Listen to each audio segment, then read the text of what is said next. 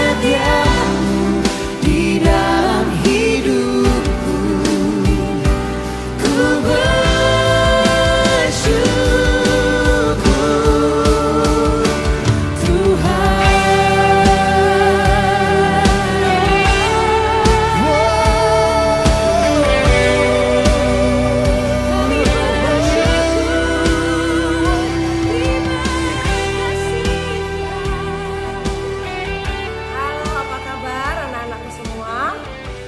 tetap semangat belajar di rumah? Ya, harus tetap semangat ya. Sebab kalau kita semangat, kita bisa melakukan banyak hal. Nah, kalau orang yang tidak semangat, nanti tidak bisa melakukan apa-apa. Nah, saat ini kita akan belajar pendidikan agama Kristen untuk kelas 1.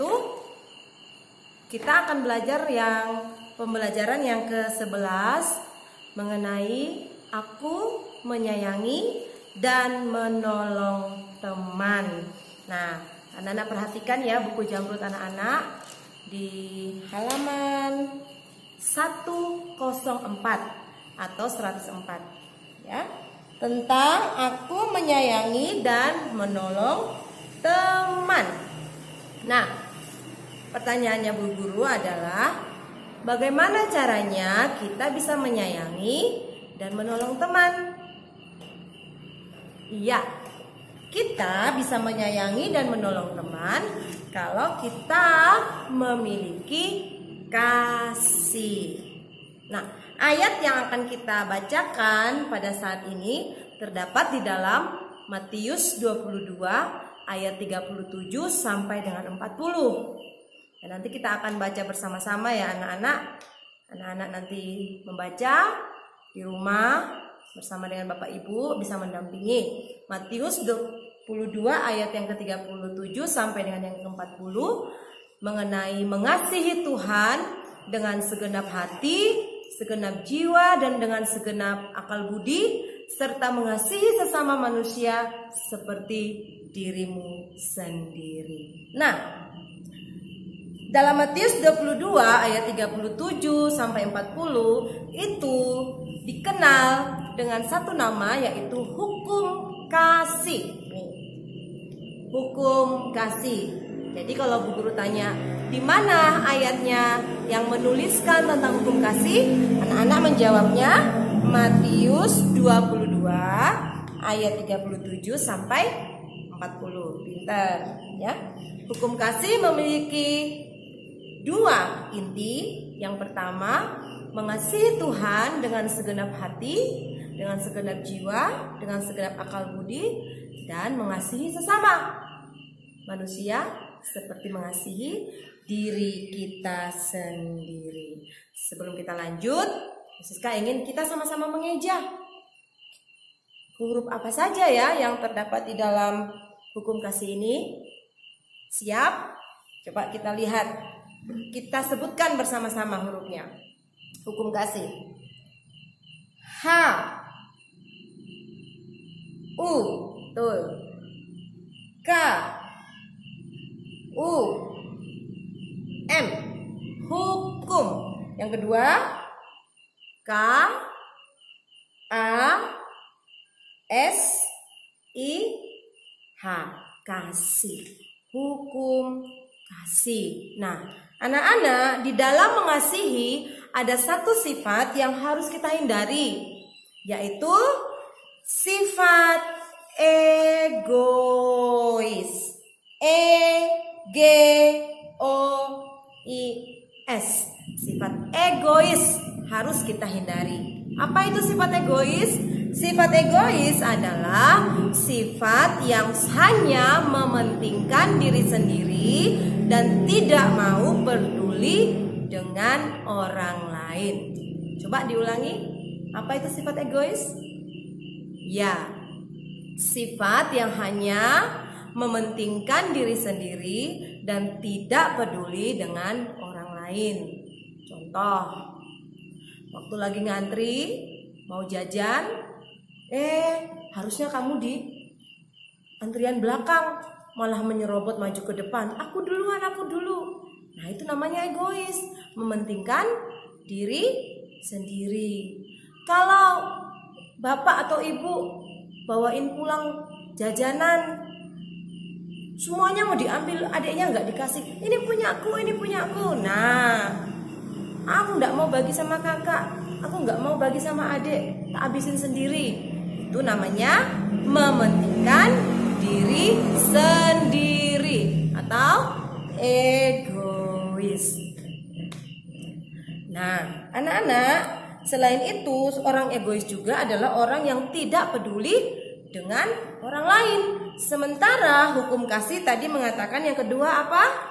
Kita harus mengasihi sesama manusia seperti diri sendiri. Siapa itu sesama manusia?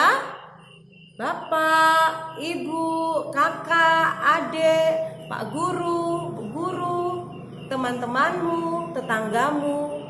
Bahkan orang yang tidak kamu kenal pun, orang yang kita tidak kenal pun itu adalah sesama manusia. Jadi dengan orang yang kita tidak kenal pun kita harus mengasihi. Tidak boleh egois, tidak boleh mementingkan diri sendiri. Kalau kita ketemu orang yang tidak kita kenal, lagi perlu bantuan, kita harus menolong. Nah, coba dilihat ini. Ada seorang anak, ini anak sekolah, sama ini anak SD. Dia kira-kira berbuat kasih atau berbuat egois? Ini yang ditolong siapa ya? Siapa?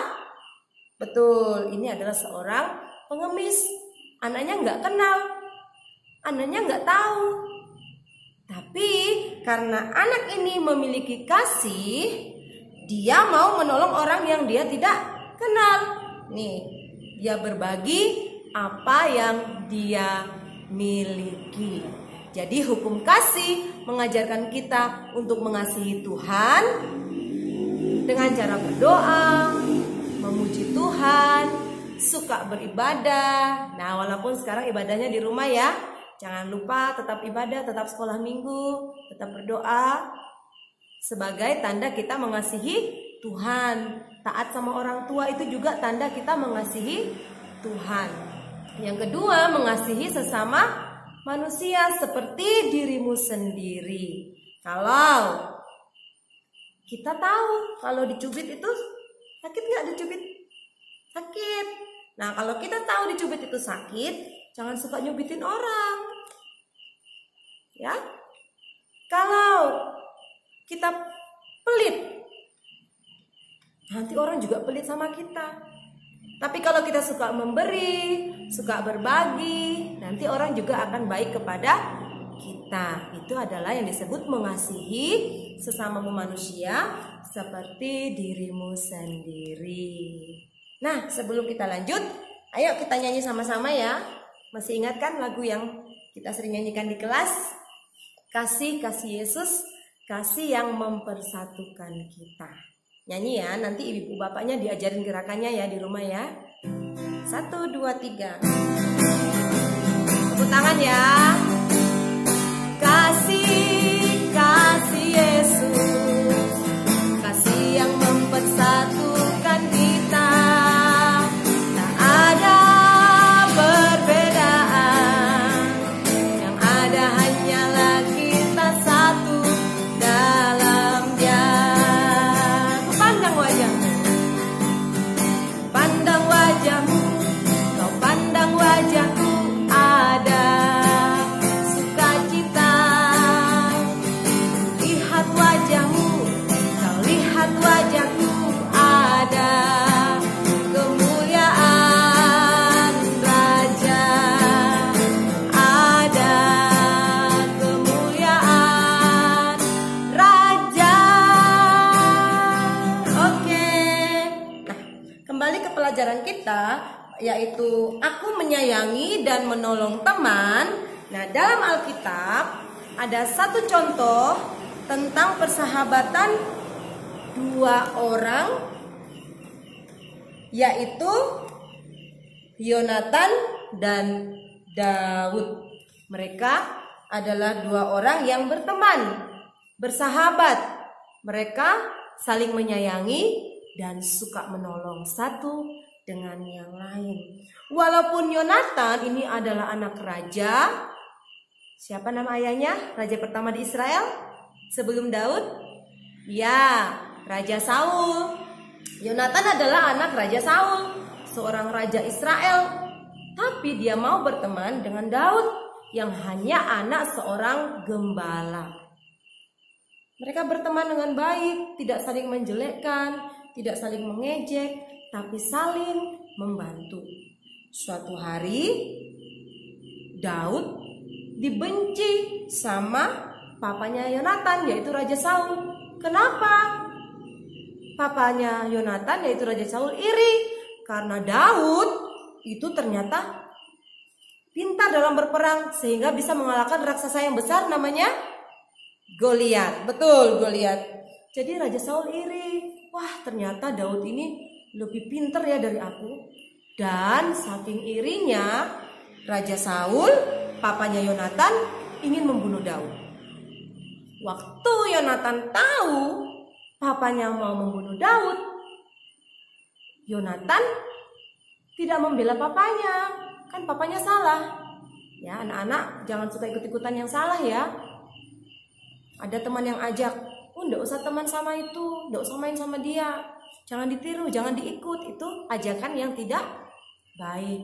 Ayo kita nggak usah di kelas aja, ayo mainan di luar, jangan ditiru, itu bukan ajakan yang baik. Yonatan, walaupun Saul adalah papanya, tapi karena papanya berbuat salah, Yonatan tidak membela papanya, tapi Yonatan justru memberitahukan kepada Daud, papaku itu mau membunuh kamu.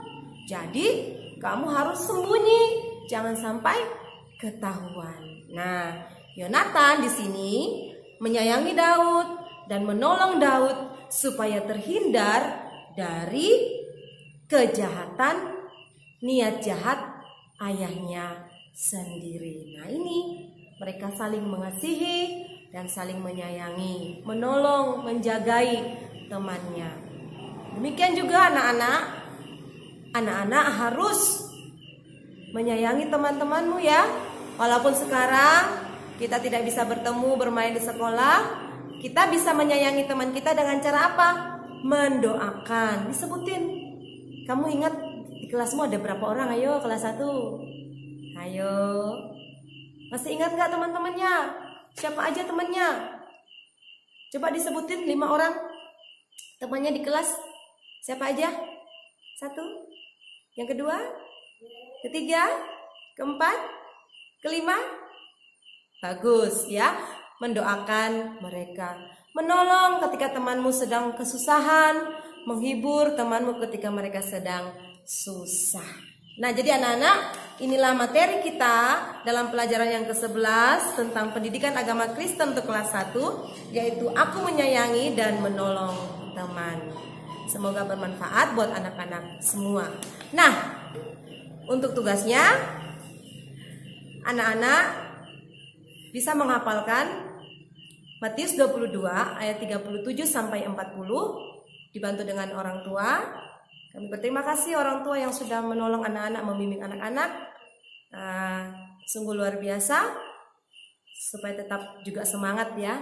Jadi tolong dibantu anak-anak kita untuk menghafalkan Matius 22 ayat 37 sampai 40. Bu Siska tunggu hasilnya melalui WhatsApp.